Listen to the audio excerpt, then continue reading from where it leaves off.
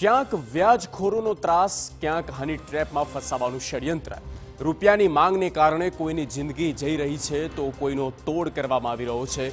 વધતી જતી આ પ્રકારની ઘટનાએ સભ્ય સમાજ અને કાનૂન વ્યવસ્થા સામે પડકાર બનીને ઊભી છે.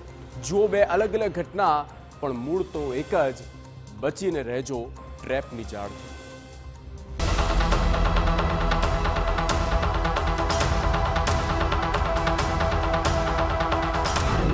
વ્યાજખોરોનો વધતો ત્રાસ.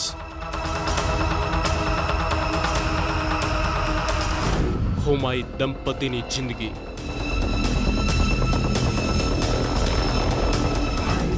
આપઘાત પહેલા બનાવ્યો વિડીયો. સુસાઇડના કેસ સતત વધી રહ્યા છે. કોઈના કોઈ કારણોસર લોકો મોતને વહાલું કરી રહ્યા છે, પણ બીજાના કારણે આપઘાત કરવો પડે તે પણ માનસિક ત્રાસ આપનારને કારણે જીવનને ટૂંકાવવું પડે તે દુર્ભાગ્યપૂર્ણ છે. અરવલ્લીના બાયડમાં વ્યાજખોરોની પઠાણી ઉઘરાણીથી ત્રાસેલા એક દંપતીએ કર્યું મોતને વહાલું. બાયડના આંટિયાદેવ ગામમાં વ્યાજખોરોની ચુંગાલમાં ફસાયેલા પતિ પત્નીએ ગળે ટૂંપો ખાવાનો વારો આવ્યો. આખી ઘટના 4 એપ્રિલે બની. આપઘાત બાદ પુત્રએ માતાનો મોબાઈલ તપાસતા ચોંકાવનારો ખુલાસો થયો. માતાના મોબાઈલમાંથી આપઘાત પહેલાનો વિડીયો સામે આવ્યો. વિડીયો અને સુસાઇડ નોટમાં મહિલા વ્યાજખોરોના ત્રાસથી કંટાળીને પગલું ભર્યું હોવાનું જણાવી રહી છે. સાથે જ પોતાના મોત બાદ 12મા 13મા જેવી અંતિમ વિધિ પાછળ ખર્ચો કરવાનો પણ પરિવારને ઇનકાર કરી રહી છે. સાંભળો મોત પહેલાના મહિલાના શબ્દો.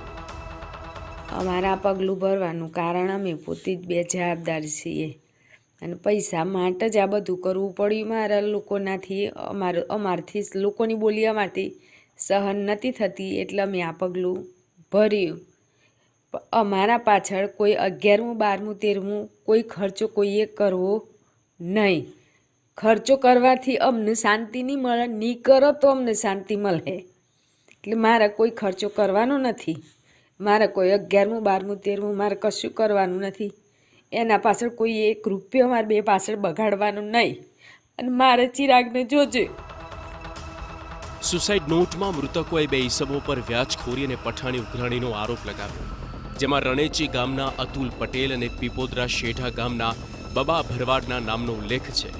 આ બંને આરોપીઓ દૈનિક 10%થી વધુ વ્યાજ વસૂલતા હોવાનો આરોપ મૃતકોએ લગાવ્યો. સુસાઇડ નોટ અને વિડીયોને આધારે પુરાવો બનાવીને મૃતકના પુત્રએ ઘટનાના 14 દિવસે ગુનો નોંધાવ્યો છે. તો પોલીસે પણ આ મામલે બંને ઈસમો સામે ગુનો નોંધીને તપાસ કરી છે. પદ્મિની બા વાળા આવ્યા વિવાદમાં. મકાન પચાવવાની ધમકીના આરોપ. આક્ષેપોને નકારતા પદ્મિની બા. ગોંડલમાં ક્ષત્રિય સમાજના મહિલા આગેવાન પદ્મિની બા વાળા અને તેમના પુત્ર સહિત 5 લોકો સામે હની ટ્રેપનો ગંભીર આરોપ લાગતા ખળભળાટ મચ્યું છે. Gondal city B division police સ્ટેશનમાં નોંધાયેલી ફરિયાદમાં આરોપ છે કે આરોપીએ એક યુવતી મારફત 60 વર્ષીય નિવૃત્ત વ્યક્તિને પ્રેમજાળમાં ફસાવી પૈસાની માંગ કરી અને જાનથી મારી નાખવાની ધમકીઓ આપી. ક્યાં ગઈ પછી બેનની મેં રજૂઆત સાંભળી.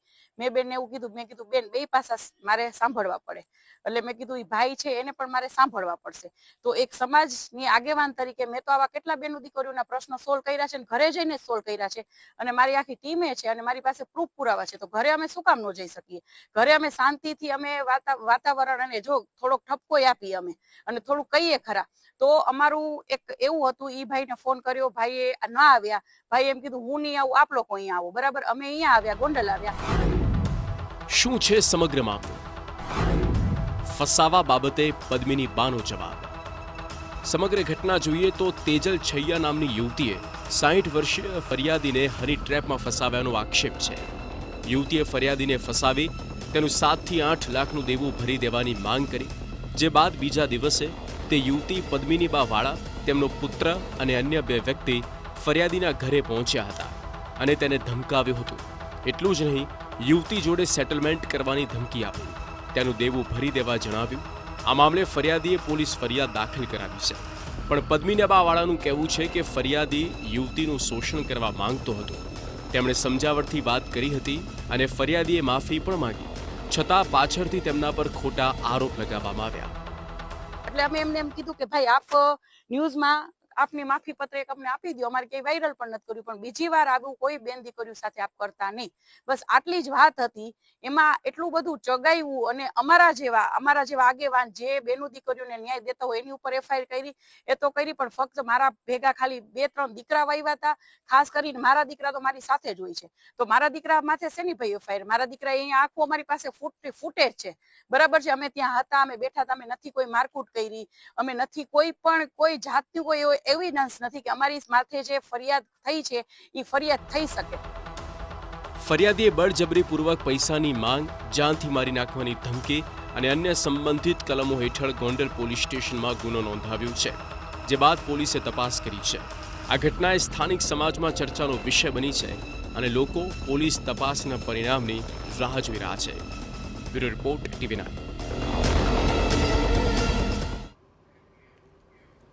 ડુંગરાળ